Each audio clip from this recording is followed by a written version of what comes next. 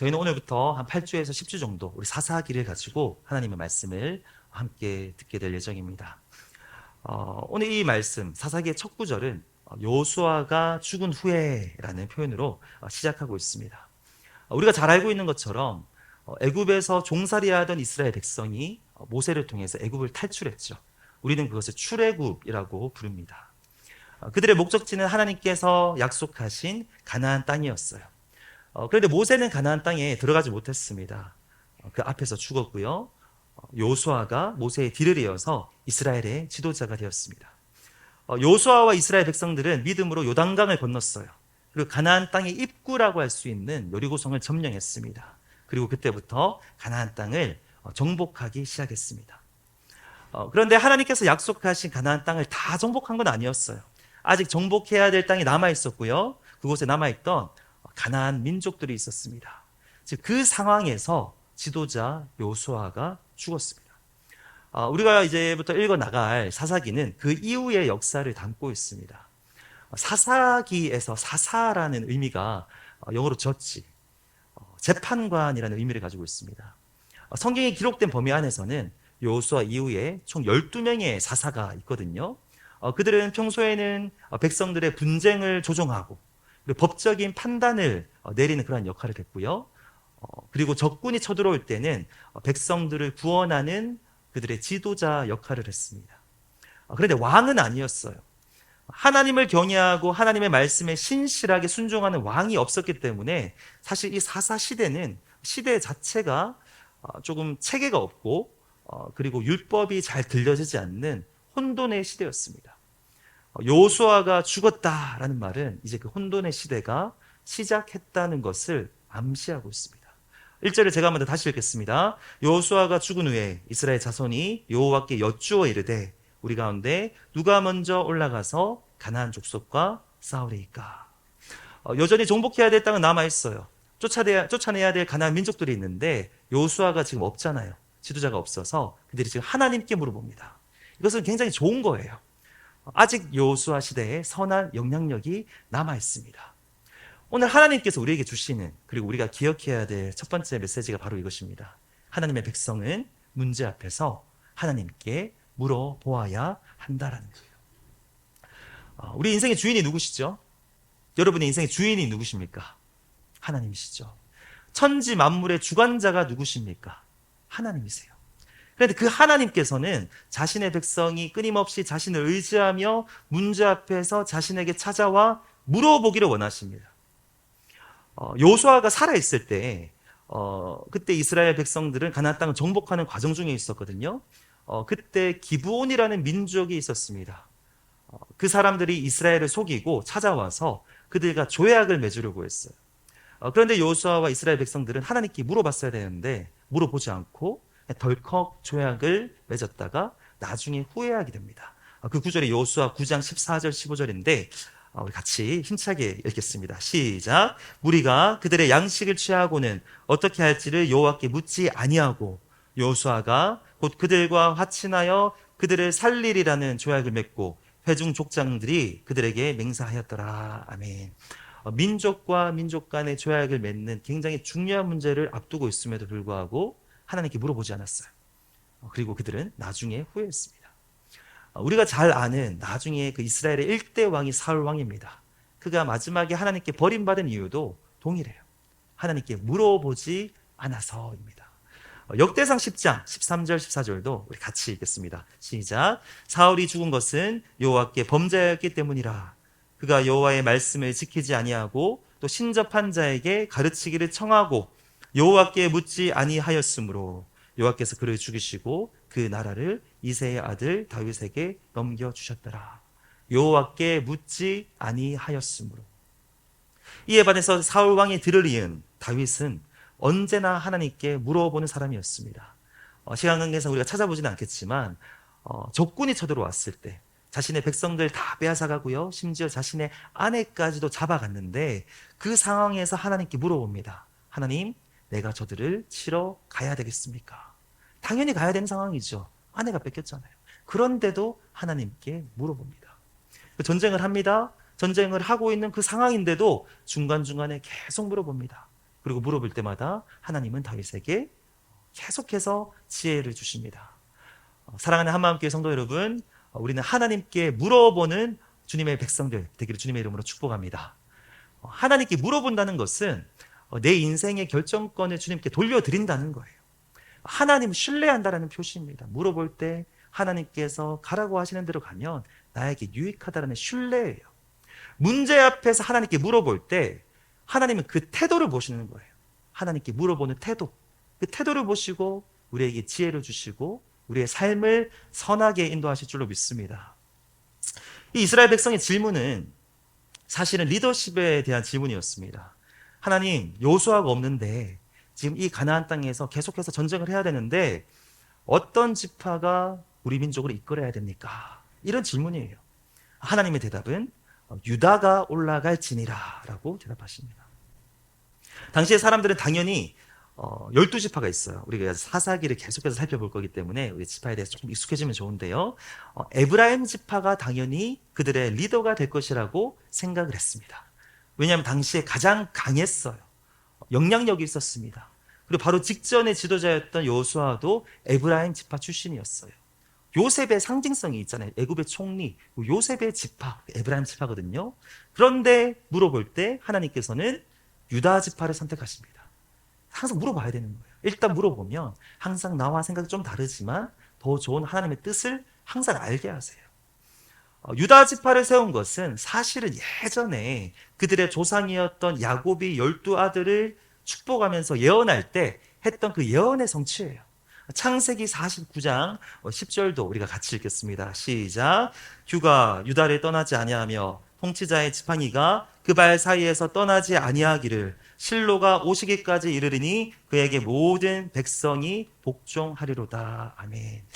우리가 잘 알고 있는 것처럼 유다 지파에서 나중에 누가 나옵니까? 다윗 왕이 나오고요. 유대 민족 그 다윗의 혈통을 통해서 예수님께서 태어나십니다. 이제 사사기부터 하나님께서 유다 지파를 들어서 사용하시기 시작하고요. 지금 사사기 저자도 그것을 조금씩 부각하고 있는 겁니다. 유다 지파는 하나님의 말씀에 순종합니다. 4절 보시면 유다가 올라가매라고 기록되어 있어요. 지도자가 없는 상황에서 앞장서서 전쟁을 감당하는 것은 용기가 필요한 일입니다. 지금 리더십을 감당하는 일이거든요. 쉽지 않은 일이에요. 그런데 하나님께서 말씀하셨기 때문에 유다 지파는 순종하는 마음으로 나아가는 거예요. 이렇게 유다가 하나님의 말씀에 순종할 때 하나님께서 승리를 주십니다. 이제 4절부터 어느 정도 이제 19절까지는 유다 지파의 승리의 이야기가 나오는데요. 4절입니다. 유다가 올라가매 여호와께서 가나안 족속과 브리스 족속을 그들의 손에 넘겨주시니 순종했더니 주어가 하나님입니다. 하나님께서 적들을 유다 지파의 손에 넘겨주셨다라고 표현을 해요. 하나님께서 그냥 해주신 거예요. 순종했더니 계속해서 승리합니다. 오늘날의 그 이스라엘의 수도인 예루살렘도 점령하고요. 당시 가장 비옥했던 땅인 헤브론도 점령합니다. 계속 그런 이야기가 나오고 있어요. 스밧이라는 지역에서 가나안 족속을 치고 진멸했다라는 기록이 있습니다. 그리고 그 성읍의 이름을 호르마라고 정하는데 완전한 진멸이라는 의미를 가지고 있어요. 가나안 족속들을 진멸하는 것이 하나님의 뜻이었습니다. 유다의 승리의 스토리의 처음이 하나님께서 그들을 넘기셨다였고요. 유다의 승리의 스토리의 마지막이 하나님께서 함께 하셨다였어요. 우리 19절 말씀 우리 함께 읽겠습니다. 시작. 여호와께서 유다와 함께 하셨으므로 그가 산지 주민을 쫓아내었으나 아멘. 여기까지만요. 유다가 순종했기 때문에 하나님께서 그들을 손에 넘기시고 또 마지막에 하나님께서 함께 하셨다. 우리에게 주시는 두 번째 메시지가 이것입니다. 순종할 때 하나님께서 함께 하세요. 이스라엘 백성이 먼저 하나님께 물어봤을 때 하나님이 말씀하시죠. 그 말씀에 순종하면 하나님께서 책임지시는 겁니다. 함께 하세요. 순종할 때 하나님께서 저와 여러분의 삶에 함께 하십니다. 물론 하나님께서 모든 곳에 계세요. 우리가 고백하는 것처럼 편재하시는 하나님, 무소부재하시는 하나님, 모든 것에 존재하시는 하나님이시죠. 그리고 오늘날 예수님을 믿는 사람에게는 언제나 함께 하세요. 예수님을 믿으면 성령님을 통해서 항상 함께 하시죠. 그런데 하나님이 함께 하시지만 가만히 계실 때도 있거든요. 그래서 오늘 본문에서 이런 말을 할 때 의도하는 것은 순종할 때 그냥 가만히 함께 하시는 게 아니라 함께 하셔서 도우시고 승리를 주시고 우리를 위해서 일하신다라는 의미입니다. 순종이 쉽지는 않습니다. 우리가 죄인이기 때문에 그렇습니다. 그런데 우리가 하나님께서 나에게 요구하시는 말씀이라고 판단이 된다면 한번 순종해 보시기 바래요. 그러면 내가 그 일을 감당하는 것이 아니라 하나님께서 일하십니다. 유다 백성들에게 넘겨주신 것처럼 하나님께서 함께 하셔서 승리를 주신 것처럼 내가 순종하면 하나님이 일하세요. 하나님은 그 순종하고자 하는 그 마음을 보시는 거예요. 순종하려는 그 믿음을 보십니다. 하나님이 말씀하실 때 그 말씀을 무시하지 않고 무겁게 여기는 그 마음을 보세요. 그러면 오늘 이 본문의 표현처럼 우리의 대적들을 다 넘겨주시고요. 우리의 삶 가운데 많은 것들을 우리에게 넘겨주십니다. 그러기 위해서는 일단은 매사에 하나님께 물어봐야 되죠. 그럴 때 말씀을 통해서 분별력을 주시고 성령님을 통해서 깨닫게 하시면 그때 순종하시면 그 다음부터는 주님께서 여러분의 삶 가운데 일하시고 승리를 주실 줄로 믿습니다. 그런데 여기서 질문이 생겨요. 지금 계속해서 정복 전쟁을 하고 있습니다. 이스라엘 백성이 가나안 땅으로 들어간 거죠. 그런데 그곳의 이방 민족들을 이렇게까지 다 쫓아내고 진멸해야만 했을까? 구약의 하나님께서 너무 잔인하고 무서운 것 아닌가? 그래서 어떤 분들은 구약에 기록된 이 가나안 정복 전쟁을 십자군 전쟁 그리고 19세기, 20세기의 어떤 제국주의의 침략 전쟁처럼 이해하시는 분도 있더라고요.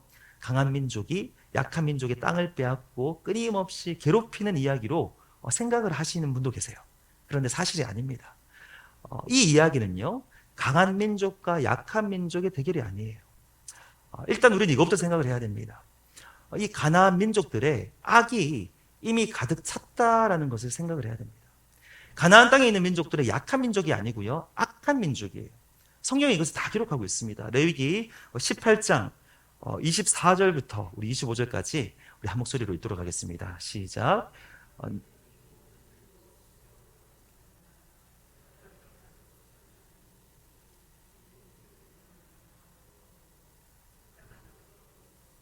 내가 그 악으로 말미암아 벌하고 그 땅도 스스로 그 주민을 토하여 내느니라. 그들의 악함 때문에 하나님께서 심판하셨다 말씀하시죠. 신명기 9장 5절도 함께 읽겠습니다. 시작. 이 민족들이 악함으로 말미암아 여호와께서 그들을 내 앞에서 쫓아내는 것이니라. 그들의 악함 때문에 하나님께서 심판하신 거예요. 하나님은 그들을 수백 년 동안 참으셨습니다.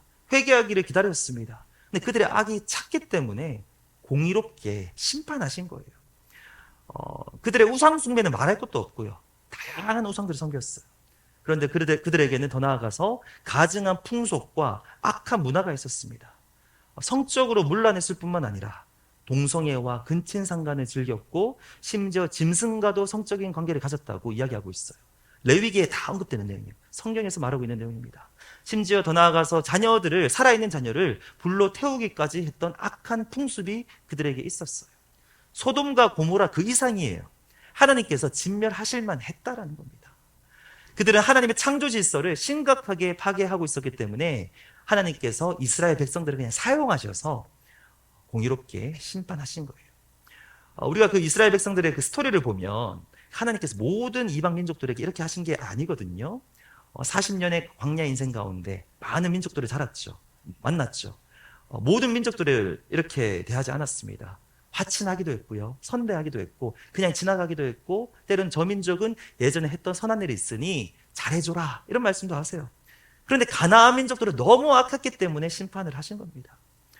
그리고 또 한 가지는요. 그들의 문화가 너무나도 자극적이었기 때문에 이스라엘 백성들이 그대로 가나안 그 땅으로 들어가게 되면 물들어 버릴 가능성이 너무나도 컸어요. 하나님은 자기 백성이 그들의 악함에 물들기를 원하지 않으셨어요.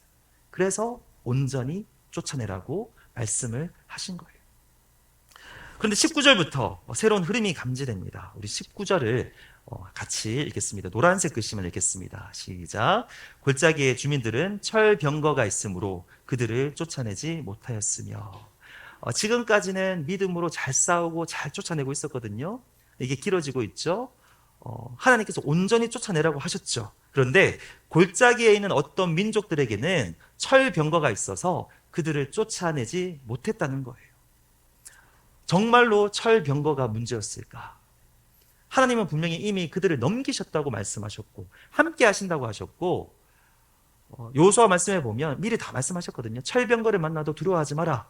하나님께서 하시면 다 이길 수 있다. 미리 다 말씀하신 부분인데 철병거가 있다는들 문제가 되었을까? 여리고성도 무너뜨렸던 민족들인데 그들의 믿음이 약해진 겁니다. 시간이 지나면서 점점 더 지쳐버렸고요. 그 가나안 땅의 풍요로움을 맛보기 시작하면서 타협해 버린 거예요. 유다 지파뿐만 아니라 다른 지파들도 마찬가지였습니다. 우리 21절도 같이 읽겠습니다. 베냐민 자손은 예루살렘에 거주하는 여부스 족속을 쫓아내지 못하였으므로 여부스 족속이 베냐민과 함께 오늘까지 예루살렘에 거주하니라. 아멘. 이제 슬슬 문제가 생기기 시작을 합니다. 계속해서 쫓아내지 못하기 시작하는 거예요.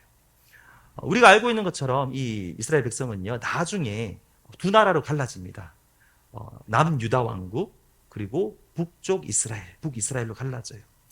사실 우리가 읽고 있는 이 사사기는 나중에 그 다윗 시대에 그 기록이 완성된 책이에요. 그래서 이 사사기 저자는 지금 의도적으로 분리하고 있는 거예요.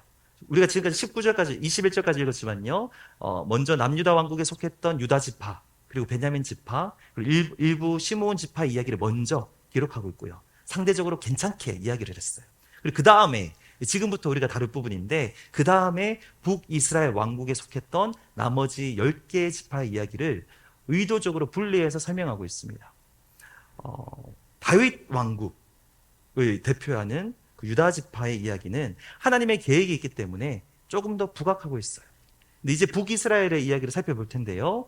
그 중에 대표적인 지파가 요셉 지파입니다. 그들도 처음에는 말씀에 순종하고자 올라갑니다. 22절 제가 읽겠습니다. 요셉 가문도 베델을 치러 올라가니 여호와께서 그와 함께 하시니라. 요셉 지파는 둘이에요. 에브라임 지파 그리고 므낫세 지파입니다. 그들도 처음에는 하나님의 말씀에 순종하고자 올라갔기 때문에 하나님께서 함께 하셨어요. 그들이 지금 치고자 했던 곳은 역사적으로 의미가 있는 장소입니다. 23절 우리가 같이 읽겠습니다. 시작. 요셉 가문이 베델을 정탐하게 하였는데 그 성읍의 본 이름은 루스라. 지금 이제 베델 지역을 잡아야 되는 거거든요. 그들의 조상 이스라엘, 야곱이죠. 창세기 28장을 보면 그들의 조상 야곱이 하나님의 임재를 처음으로 경험하고 하나님을 만났던 장소가 바로 베델이에요. 근데 그때도 똑같은 이 표현이 나오거든요.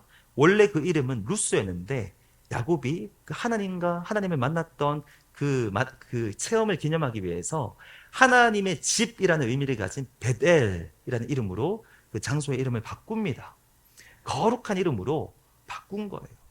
의미 있는 땅이기 때문에 이 땅은 더더욱 온전히 되찾아야 했습니다.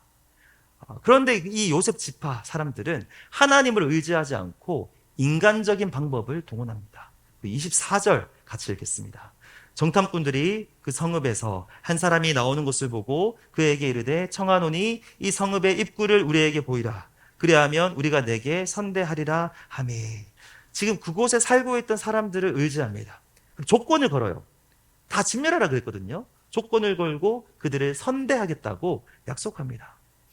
덕분에 그 전쟁은 이겼어요. 그런데 그 다음 구절을 보니까 그 가족을 한 가정을 남겨두었다라고 말하고 있습니다. 하나님의 뜻이 아닙니다. 진멸했어야 되는데. 요셉 지파의 순종은 온전한 순종이 아니었어요. 여기서부터 문제가 시작되는 거예요.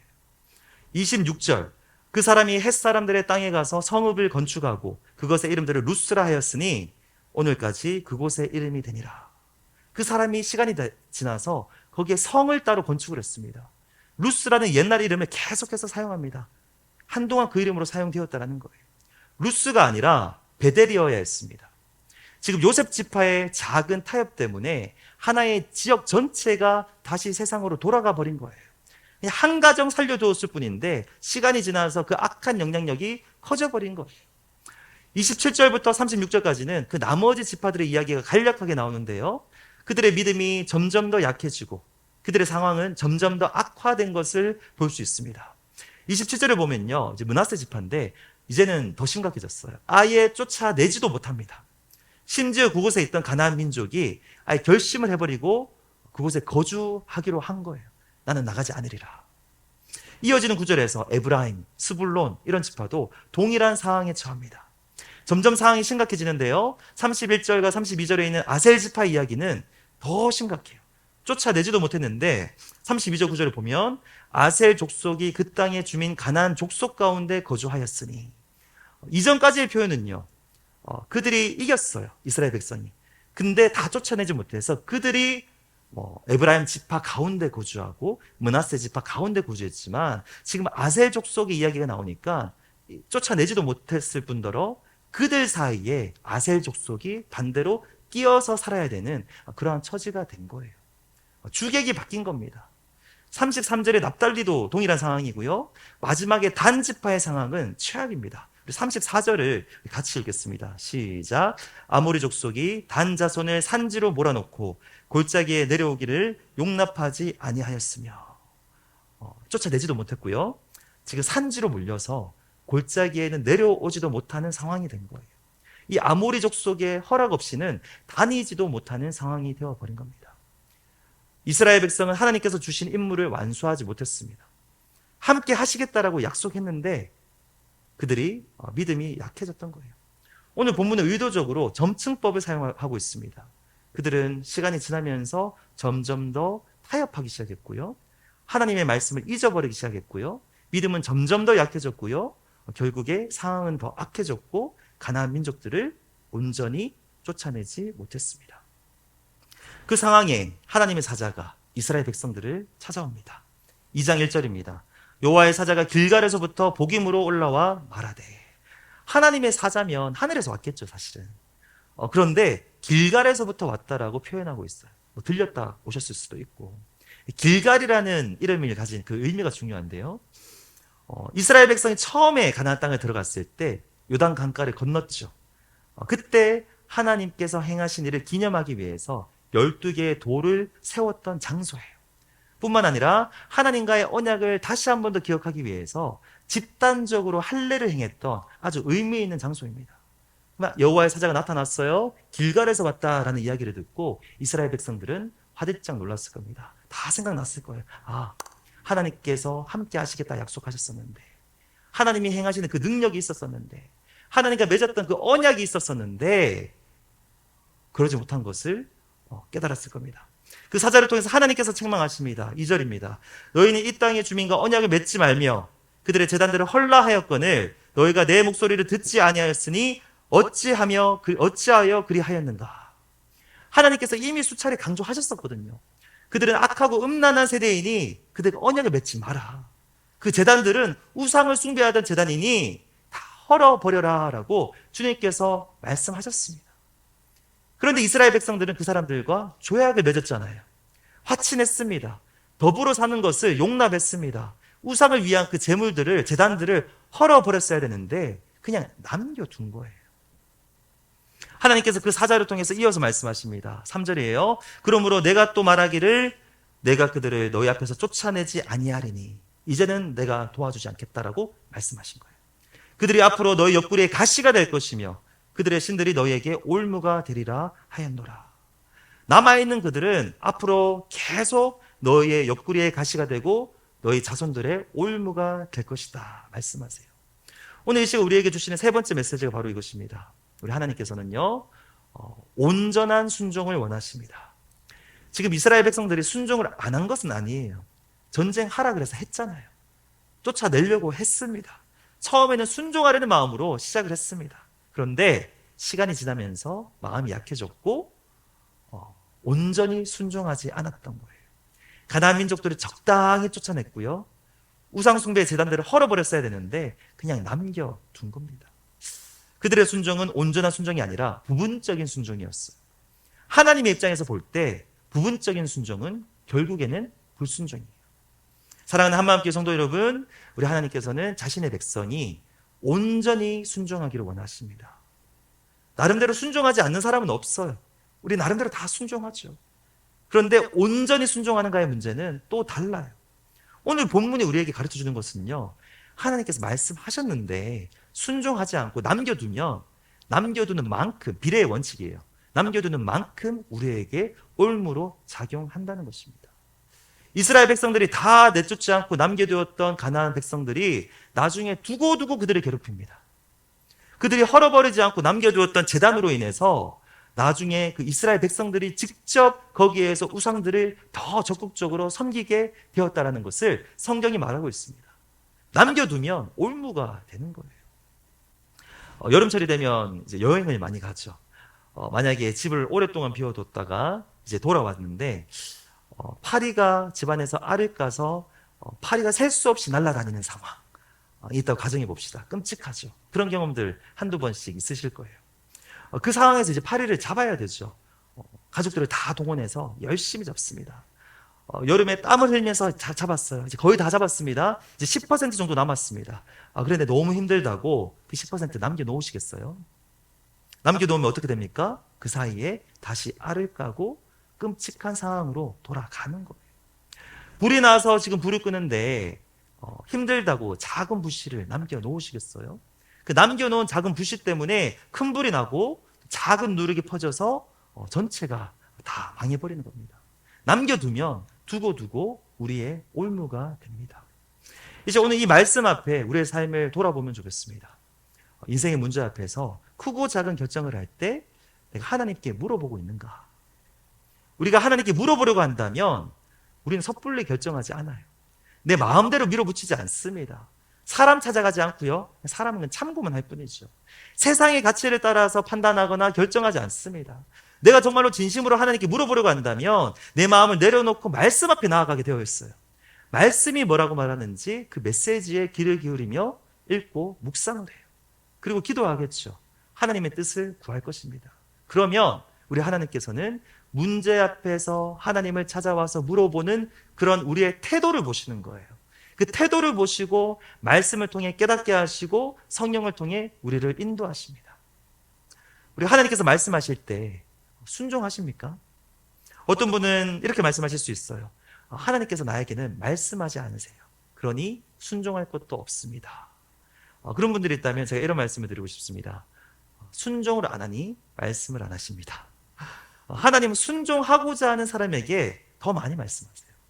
순종을 하면 하나님은 더 자주 말씀하시고요. 더 많은 깨달음을 주십니다. 우리도 그렇잖아요.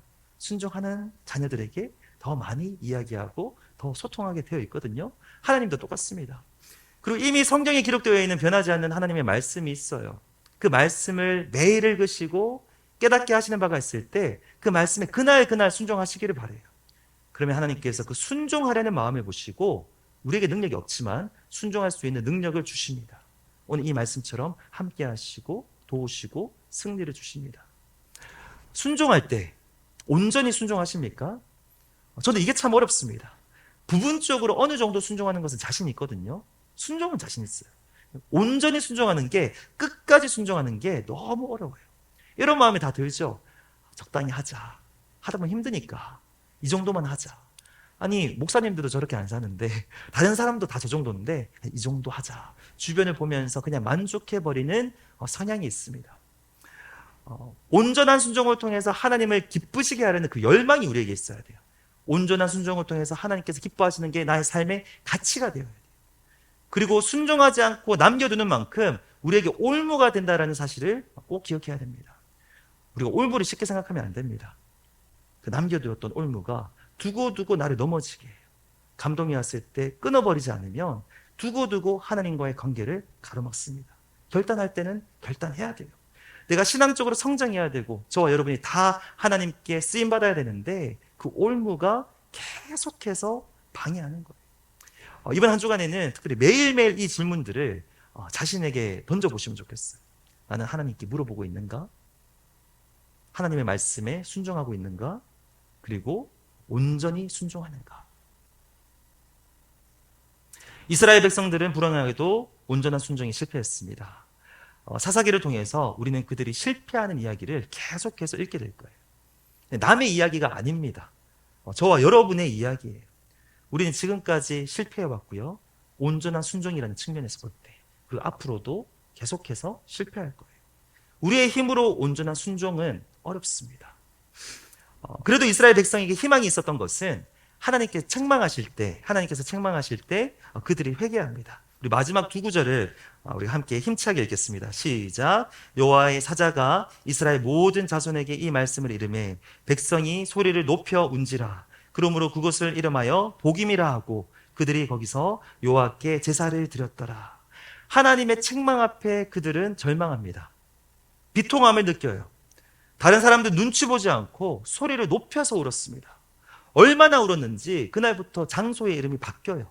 우는 사람들이라는 이름을 가진 복임으로 바뀝니다. 아마 주변에 사람들이 붙여준 것 같아요. 너무 우니까 우는 사람들. 장소의 이름이 그렇게 된 거예요. 우리가 사사기를 앞으로 당분간 다루게 될 건데요.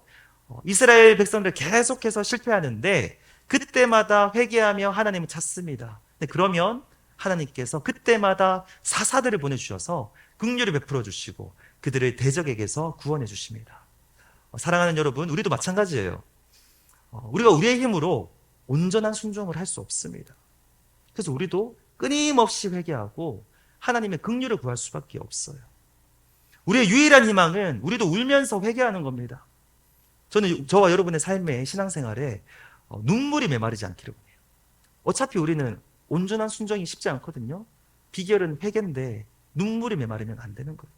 그러면서도 거룩에 대한 갈망, 온전한 순종에 대한 갈망이 우리의 마음을 계속해서 주장하기를 원합니다.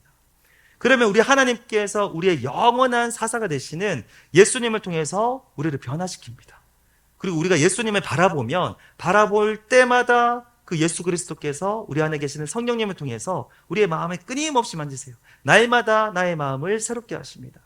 오늘 본문을 보면 이스라엘 백성이 믿음이 점점 더 약해져서 순종을 점점 더 포기하게 되고 상황이 점점 더 악화되었거든요. 굉장히 비관적이죠. 근데 우리는 상황이 달라요.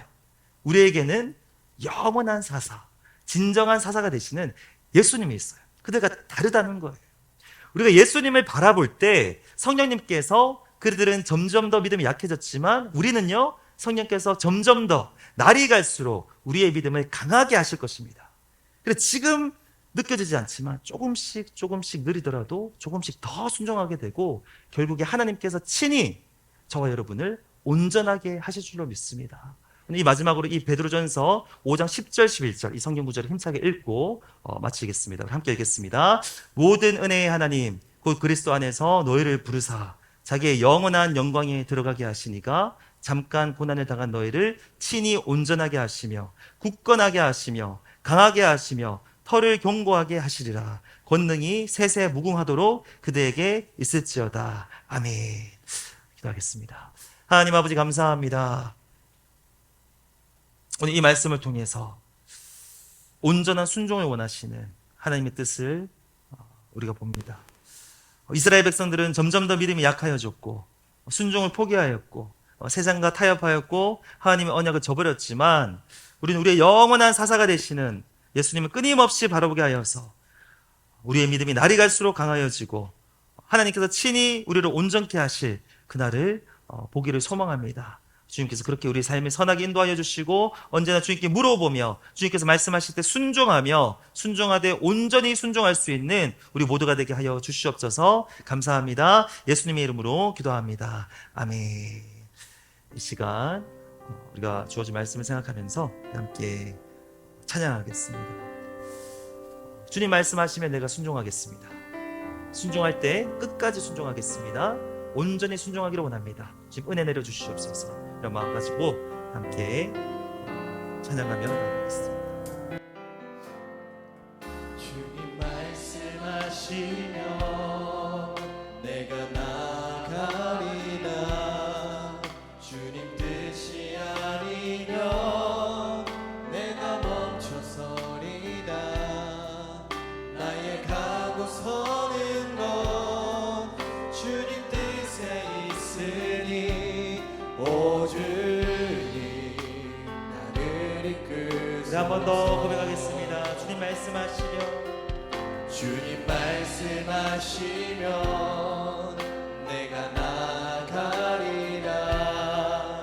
주님 뜻이 아니면 내가 멈춰서리라. 나의 가고 서는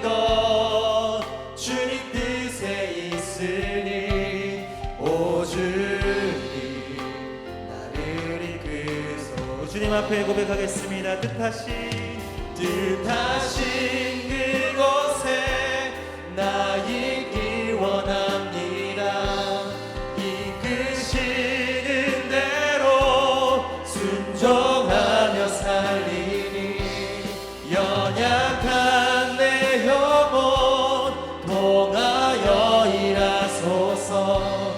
주님 나라와 그 뜻을 위하여 뜻하신 그곳에 나 있기 원합니다. 이끄시는 대로 순종하며 살리니 연약한 내 영혼 통하여 일하소서. 주님 나라와 그 뜻을 위하여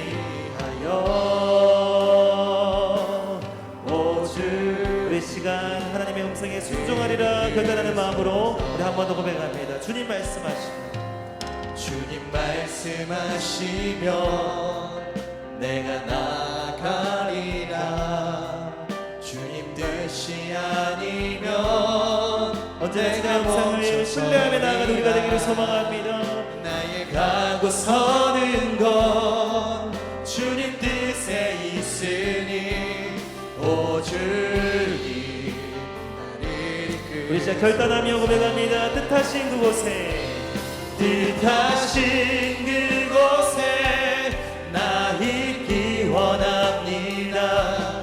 이끄시는 대로 순종하며 살리니 연약한 내 영혼 통하여 일하소서. 주님 나라와 그 뜻을 위하여 뜻하신 그곳에 나 있기 원합니다. 이끄시는 대로 순종하며 살리니 연약한 내 영혼 통하여 일하소서. 주님 나라와 그 뜻을 위하여 오 주님 나를 이끄소서. 우리 시작 말씀을 가지고 함께 기도하겠습니다. 선포된 세 가지 메시지를 가지고 먼저 기도하겠습니다. 문제 앞에서 내가 하나님께 물어보고 있는가? 하나님, 언제나 주님 앞에 질문하는 내가 되게 하여 주시고, 그러면 주님께서는 그 묻고자 하는 우리의 태도를 보시고 지혜 주시고 말씀하시고 깨닫게 하실 줄로 믿습니다. 하나님, 내가 주님께 말씀하실 때 내가 순종하고 있습니까? 순종의 사람 되기를 원합니다. 하나님, 내가 순종할 때 내가 온전히 순종하고 있습니까? 난 너무나도 연약하지만 온전한 순종을 통해서 주님을 기쁘시게 할 수 있는 그 거룩한 갈망이 나의 삶을 주장케 하여 주셔서 포기하지 않고 타협하지 않고 하나님의 은혜와 뜻을 구하며 순종하며 나아가는 내가 되게 하여 주시옵소서. 온전한 순종으로 주님께 영광 올려드리는 주님의 믿음의 사람들, 믿음의 제자들 되기를 소망합니다. 이 말씀 가지고 함께 기도하며 나아가시겠습니다. 주여, 하나님, 이 시간 주님의 아버지, 언제나 우리가 문제 앞에서 주님께 여쭈어보며 나아가는 우리가 되기를 원합니다. 하나님께 물어보지 않았다가 아버지 주님께 책망받고 아버지가 후회하지 않기를 원합니다. 우리 인생의 주인이 되시는 하나님, 아버지 모든 만물을 주관하시는 하나님 앞에 언제나 물어보며 아버지 주님의 뜻을 신뢰하며 나아가는 우리 되게 알려주시옵소서. 주님께서 가라 하시면 전진하는 우리 되게 알려주시고 주님이 아니라고 하시면 멈출 수 있는 아버지 순종의 사람들 되기를 원합니다. 주님께서 말씀하실 때 순종케 하여 주시옵소서. 순종하는 하고자 하는 그 마음을 보시고 아버지 주님께서 언제나 함께 하실 줄로 믿습니다.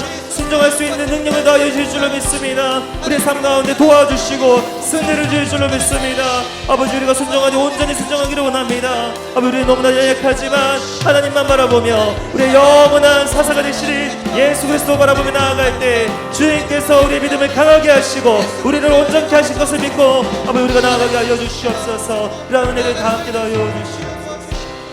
우리가 한 번 더 기도하겠습니다. 오늘 말씀의 제목이 온전한 순종인데요, 온전히 순종하는 것이 너무 어렵습니다. 우리의 연약함 때문에 우리는 주님의 품에 마지막에 그날 주님께 나아갈 때까지 우리는 계속해서 연약할 겁니다. 계속해서 실패할 거예요. 우리의 연약함 때문에 우리는 또 타협할 거고요. 또 세상을 선택하고 하나님을 포기해버리는 일이 삶의 순간순간 또 많을 겁니다. 너무나도 감사한 사실은요, 오늘 말씀에서 이스라엘 백성들을 찾아와서 하나님께서 책망하신 것처럼 그때마다 하나님께서 책망하실 거예요. 온전히 순종하지 못하고 남겨놓은 나의 불순종을 지적하시면서 우리로 하여금 다시 한번 더 계속해서 깨닫게 하실 겁니다. 그것은 은혜입니다. 하나님께서 책망하실 때마다 내가 눈물 흘리며 회개하는 나의 심령 되게 하여 주시옵소서. 나의 유일한 희망은 울면서 회개하는 겁니다. 하나님, 주님만을 의지합니다. 끊임없이 긍휼을 베풀어 주시옵소서. 이 시간 회개의 영을 부어주셔서 거룩함을 회복하게 하여 주시고, 진정한 사사, 영원한 사사가 되시는 예수님께서 이 시간 새 마음을 주실 수 있도록 성령 하나님 역사하여 주시옵소서.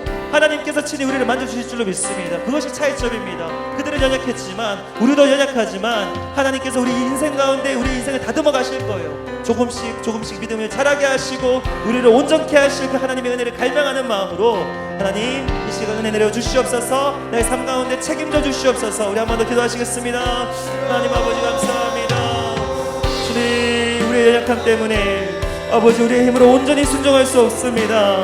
우리의 부족함 때문에 아버지 우리는 또 주님 앞에 아버지 타협하고 세상을 선택해버릴 일이 아버지 또 있을 수도 있습니다. 하나님, 그때마다 오늘 이스라엘 백성에게 찾아와서 말씀하신 것처럼 아버지 우리가 넘어질 때마다 우리의 삶 가운데 개입하여 주시고 우리에게 찾아오셔서 책망하여 주시옵소서. 책망하여 주시옵소서. 아버지 울며 부르짖으며 나아가는 우리가 되기를 원합니다. 우리에게 회개의 심령을 부어주시옵소서. 울며 회개하는 우리의 심령 되게 하여 주시옵소서. 주님 앞에 무릎 꿇고 나아가는 우리 되게 하여 주시옵소서. 아버지, 우리가 울면서 회개하며 나아갈 때 우리의 마음에 아버지 새 마음을 부어줄 줄로 믿습니다. 우리의 영원한 사사가 되시는 주님께서 우리의 삶을 만져주실 줄로 믿습니다. 조금씩 우리의 믿음을 강하게 하실 줄로 믿습니다. 우리의 삶이 변화시킬 줄로 믿습니다. 하나님께서 친히 우리를 온전케 하실 줄로 믿사오니 아버지, 우리의 연약함을 덮으시는, 우리의 부족함을 덮으시는 하나님의 은혜를 삶 가운데 경험케 하여 주시옵소서. 우리의 삶이 주님의 온전케 하심을 경험하는 인생 되게 하여 주시옵소서. 이제는 나의 진정한 사사 되시는 예수 그리스도의 은혜와 하나님 아버지의 크신 사랑과 성령 하나님의 회개케 하시고 새 마음 주셔서 온전하게 하시는 역사가 이 시간 반복되는 넘어짐에도 불구하고 끝까지 하나님만을 의지하며 긍휼을 구하며 회개하며 하나님을 예배하는 모든 주님의 백성들 머리 위에 지금부터 영원까지 함께 하시기를 간절히 축원하옵나이다.